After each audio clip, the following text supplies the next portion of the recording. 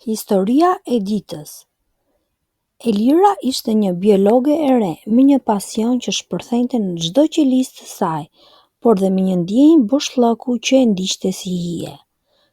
Çdo ditë në laborator ishte një betejë midis kuriozitetit dhe frikës, sepse ajo nuk punonte vetëm për të zbuluar sekretet e natyrës, por për të shpëtuar jetë.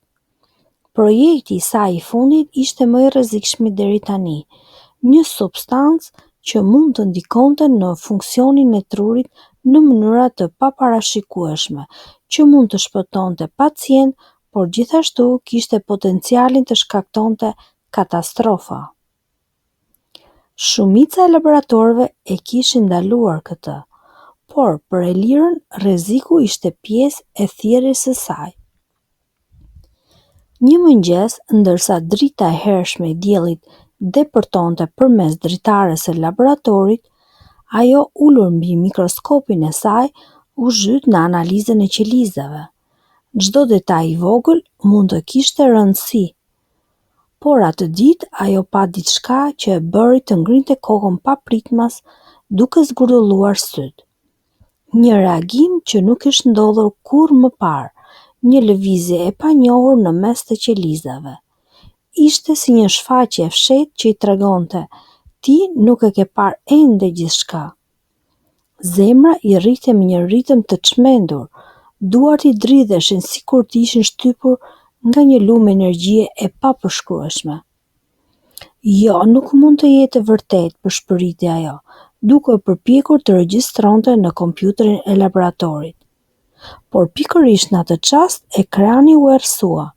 Një heshtje e papritur mbuloi ambientin. Makina e lidhur me të gjithë sistemin qendror të laboratorit u fik, sikur ta kishte zënë frika. Dokumentat që kishte përgatitur me kujdes, rezultatet e saj, eksperimenti i saj i fundit, gjithçka u zhduk. Elira qëndroi e ngrirë. Shikimi i saj kalonte nga ekrani i errët tek mikroskopi, pastaj tek dera e laboratorit. Një ndjenjë e çuditshme e frikës ju përhap si rrufejmë lëkurën e saj. A kishte dikush tjetër brenda? Apo ishin vetëm frikëret e saj që merrnin formë? Ajo e dinte që çdo hap që bënte tani kishte një çmim, dhe ndoshta nuk ishte vetëm dështimi që shqetësonte, por diçka më rrezikshme, diçka që mund të vinte prej atyre që nuk donin kurrë të zbuloheshin sekretet e laboratorit. Me duar të dridhura, ajo mori qetësinë dhe filloi të mendoj. Nuk mund të tërhiqem. Nuk mundem tani. Gjithçka është më rëndësishme se kurrë. Zemra i dridhe ende, por pas dridhjeve vinte vendosmëria. Diçka e jashtëzakonshme po i thoshte se bota mund të ndryshonte përmes saj, dhe kjo e bëri të kuptonte se aventura e vërtetë sapo kishte filluar. Pas ngjarjes së mistershme në laborator, Elira nuk mund të pushonte. Çdo tingull në korridorin e qetë të laboratorit i dukej i dyshimt. Çdo hije në dritare dukej se lëvizte. Ajo e dinte që reagimi i qelizave nuk ishte thjesht një gabim apo rastësi, por një shenjë, një paralajmërim se dikush ose diçka po e monitoronte. Vendosi të vazhdonte analizën në mënyrë më diskrete.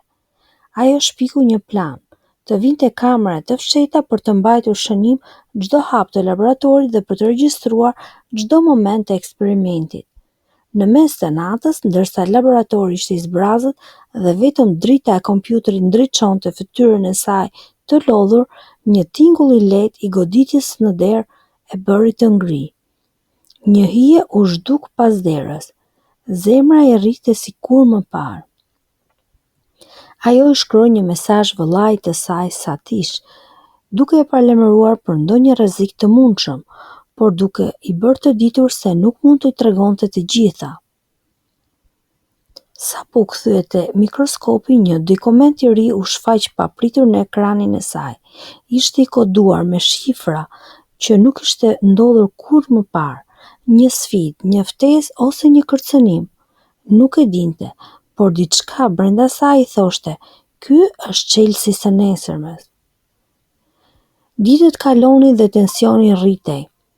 Njohës së fshehtë filluan të dërgonin mesazhe anonime, duke i treguar se eksperimenti i saj kishte një potencial të madh. Çdo zgjedhje që bënte mund të ndryshonte fatin e saj, por dhe jetën e shumë të tjerëve.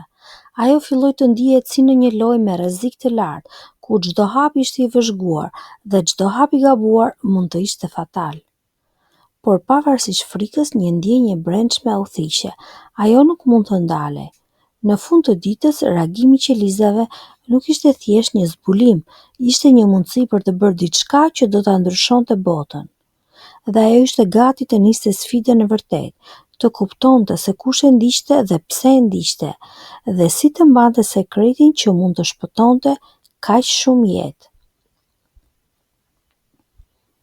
Një mëngjes, ndërsa Elira po punonte në laboratorin e fshehtë, dera u hap papritur dhe një burr i panjohur hyri brenda.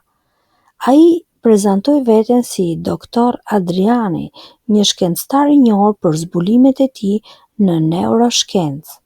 Por diçka në mënyrën se si e shikonte Elirën e bëri të dyshonte. Kam ndjekur punën tënde, tha ai me një ton të qetë, por të çuditshëm. Reagimi i qelizave që ke zbuluar nuk është thjesht rastësor, është revolucionar, por ka shumë njerëz që do donin ta përdornin për qëllime të rrezikshme. Elira e ndjeu se tensioni po i rritej. Nuk e dinte nëse mund t'i besonte apo, por diçka në zërin dhe vështrimin e tij i tregonte se ai nuk ishte armik. Në vend të saj, ai ofroi të bashkëpunonin për të kuptuar potencialin e zbulimit dhe për ta mbrojtur atë nga ata që mund të shfrytëzonin fuqinë e tij. Gjatë ditëve të mëvonshme, Elira dhe doktor Adrian punuan ngushtë së bashku, duke zhvilluar teste të reja dhe duke analizuar çdo informacion të fshehtë. Por tensioni nuk ndalonte. Një natë, ndërsa po regjistronin rezultatet e fundit, alarmi i laboratorit u ndes papritur. Një grup njerëzish të maskuar po përpiqej të hynte në laborator. Adrenalina e tyre arriti kulmin. Çfarë do të bënin? Si mund të mbrojë eksperimenti? Pa u menduar dy herë, ajo përdori një metodë emergjente që kishte menduar ditët e fundit. Një kombinim të kodit të fshehtë dhe barrierave të teknologjisë që kishte krijuar. Grupi i panjohur u detyrua të largohej, por mesazhi ishte i qartë. Nuk ishte vetëm një sfidë teorike, por një kërcënim real për jetën e saj dhe të zbulimit. Kjo natë i hapi syt. Eksperimenti i saj nuk ishte thjesht një projekt personal, ai ishte një lojë e rrezikshme me fuqi të mëdha. Por ajo ndjeu edhe një forcë të re brenda vetes. Me doktor Adrianin pranë, ajo ishte gati të përballonte gjithçka dhe të vazhdonte përpara me besim dhe vendosmëri. Ditët pas sulmit ishin të mbushura me ankth dhe shqetësim. Elira nuk mund të flinte lehtë, duke menduar se dikush mund të ishte pas sulmit. Dhe çfarë do të bënin nëse do të gjenin laboratorin përsëri? Ajo ndjeu një peshë të rëndë mbi shpatulla. Përgjegjësia për një zbulim që mund të shpëtonte jetë, por që mund të keq përdorë po aq lehtë. Ndërkohë, doktor Adriani e vëzhgonte me kujdes. Ai e dinte se Elira po përballej me një dilemë morale.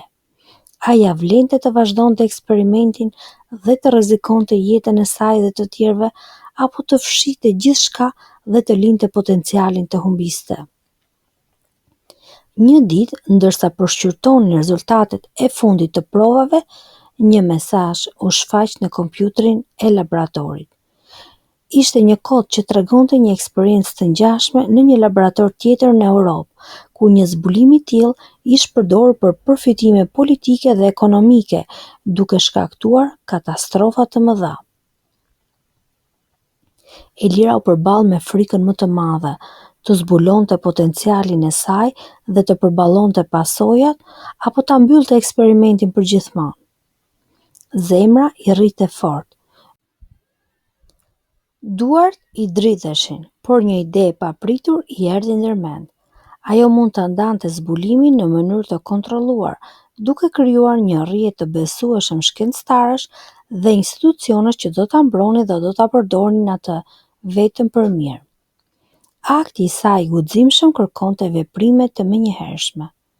Me ndihmën e doktor Adrianit, ajo krijoi protokolle sigurie, kopjoi të dhënat në një rrjet të koduar dhe fshiu çdo gjurmë të laboratorit që mund të tërhiqte sulmuesit. Çdo moment kishte tension të lartë, ishte si një lojë me jetën, me të ardhmen e njerëzimit. Pas orëve të gjata dhe punës dhe shqetësimeve, gjithçka u zhvendos në vendin e saj. Zbulimi i Elirës ishte i sigurt, por më e rëndësishmja ishte ajo që kishte kapërcyer frikën dhe dyshimin. Ajo ndjeu një lehtësim të papërshkrueshëm, si një lumturi që nuk ishte vetëm fitore shkencore, por dhe personale. Kur dielli i mëngjesit rambi laboratorin e boshatisur, Elira buzëqeshi për herë të parë pa frikë. Ajo kishte mbijetuar, kishte mësuar dhe kishte hapur një rrugë për të ardhmen, jetë, dije dhe shpresë. Çdo hap i saj tani kishte kuptim. Pas gjithë atyre ditëve të tensionuara, atyre neteve pa gjumë, Elira qëndronte pranë dritares së laboratorit, duke parë qytetin që zgjohej ngadalë. Ajo ndjeu një qetësi që nuk e kishte përjetuar kurrë më parë, pasi çdo sfidë dhe frikë e kishte sjellë deri këtu, jo vetëm si një shkencëtare e re dhe e talentuar, por si një njeri që kishte mësuar të përballonte frikën dhe të vepronte për një të mirë të madhe. Ditët që vinin sollën rezultatet pozitive. Substanca e saj ishte testuar me kujdes, duke shpëtuar jetë dhe duke hapur mundësi për trajtime të reja mjekësore. Emri i saj filloi të përhapet në komunitetin shkencor, por ajo nuk kërkoi famë. Ajo donte që dijet dhe zbulimet e saj t'i shërbenin njerëzimit dhe jo interesave të vogla. Një mëngjes, pranë kafes së laboratorit, doktor Adrian i tha me buzëqeshje: "Shiko Elira, ti jo vetëm që shpëtove zbulimin, por dhe veten. Nuk është vetëm shkenca që ka nevojë për guxim, edhe zemra jon ka nevojë të mësoj, të besoj tek vetja." Elira buzëqeshi dhe kuptoi se të gjithë momentet e ankthit, pasigurive dhe sfidave kishin patur një kuptim. Ato e kishin formuar atë si një njeri më të fortë, më të mençur dhe më të dhimbshur. Ajo u kthye në laborator me energji të re, e gatshme të vazhdonte punën e saj, duke ditur se çdo hap kishte një rëndësi me ndikim. Mesazhi ishte i qartë: shpesh sfidat më të mëdha të jetës nuk janë vetëm ato për të kaluar, por për të përdorur si mundësi për të rritur, për të ndryshuar botën rreth nesh. Dhe Elira me guximin dhe pasionin e saj kishte bërë pikërisht këtë. Kur dielli i pasdites përhapi dritën e laborator, ajo kuptoi se kjo nuk është vetëm një fitore shkencore, por një fitore e shpirtit të pastër. Lumturia e saj nuk vinte vetëm nga suksesi, por nga mënyra se si kishte përballuar frikën, pasigurinë dhe sfidat, duke lënë pas një shenjë që do të frymëzonte shumë breza të tjerë.